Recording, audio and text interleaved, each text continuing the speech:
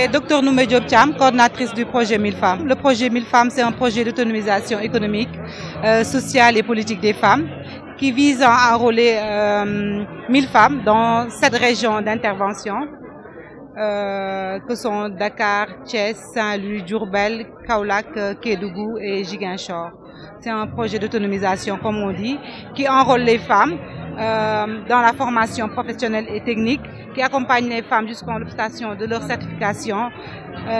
via la valorisation des acquis de l'expérience, et puis aide la femme dans l'insertion, que ce soit l'insertion dans l'emploi ou bien dans l'auto-entrepreneuriat. Aujourd'hui, nous sommes là en tant que partenaires et membres du même ministère que la direction de l'insertion. Nous sommes ravis d'être partie prenante de cette activité pour l'accompagnement des diplômés ou bien des pourvoyeurs d'emploi. Pour 1000 femmes, faut juste être femme âgée de 18 à 55 ans. Être dans une situation de vulnérabilité, c'est vrai qu'il y a des questionnaires qui seront administrés au niveau des pôles emploi et entrepreneuriat parce que notre porte d'entrée, ce sont les pôles emploi et entrepreneuriat. Et là-bas, c'est à travers les questionnaires et le comité de sélection qu'on va sélectionner les bénéficiaires. Je suis Dame Sène, acteur de développement au niveau de la commune de Jaxaay Parcelles. Voilà, je aussi comme beaucoup de jeunes par rapport à l'insertion sociale ou à l'entrepreneuriat. ak wàllu aussi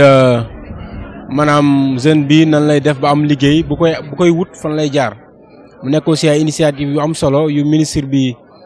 fekkee tey ak waa pôle emploi ak ay formateurs ak aussi délégation ministérielle bi ñu koy rafetlu trop di wax ni rek bu mu fi yem parce que aussi bon Sénégal on a l'habitude d'organiser des forums des journées d'insertion mais au final ça ne donne rien. Donc parfois li ñu bëgg aussi mooy bu ñu defee yu mel nii ñu am njeexital ci jeunesse bi loolu aussi da ci am solo donc loolu laa wax sànq ci zone ci fi bi nekkee ci bureau bi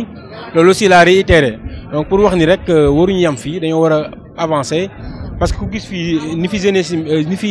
jeunes yi ñëwee cela veut dire qu'il y a un besoin. Donc comme il y a un besoin, l'État du Sénégal,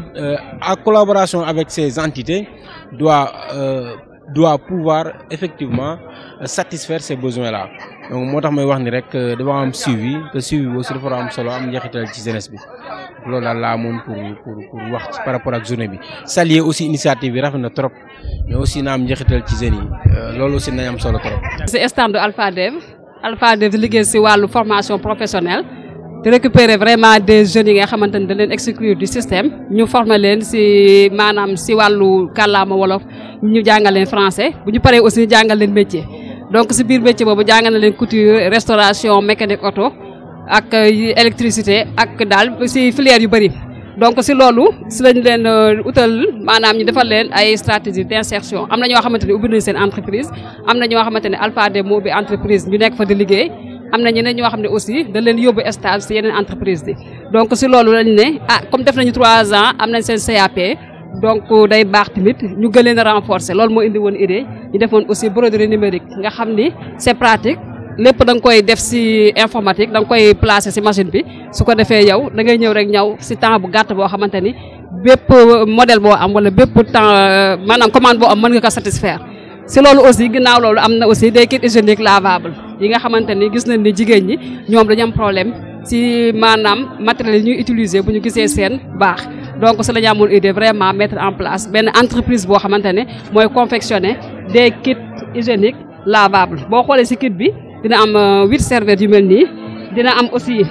pochette bi nga xamante ni moo nekk nii nga xam ne mooy permettre jigéen bi mu protéger wu lépp nag dafa pratique ba pare dafa am solo doo hérité wu te 100% coton la bu ngeen xoolee tey jii nii am nañ ci commande bu mag bi nga xamante ñu ngi ko def ak waa UNICEF nga xam ne dañu distribuer des kits au niveau de chaque école bi nga xamante ni moom moo nekk ci département de Pikine formé nañu aussi yeneen élèves ñi ngi nekk ci au niveau de Kaffrine pour wane ne daal c'est des kits vraiment yoo xamante ni c'est pratique am na hygiène am nañu certification bi parce que dañu am autorisation pour def ko kon di ñaax suñu moroomu jigéen ñi rek nañu utiliser ces serviettes là parce que gis nañ ni daal mi ngi xeex bépp jàngoro boo xamante ni jigéen ñi ñu ngi ko doon am buñu daan gis seen baax yi voilà. Voilà donc merci donc chers collègues. Donc comme l'a dit ma collègue Oulimata, on est là dans la stratégie d'insertion des jeunes.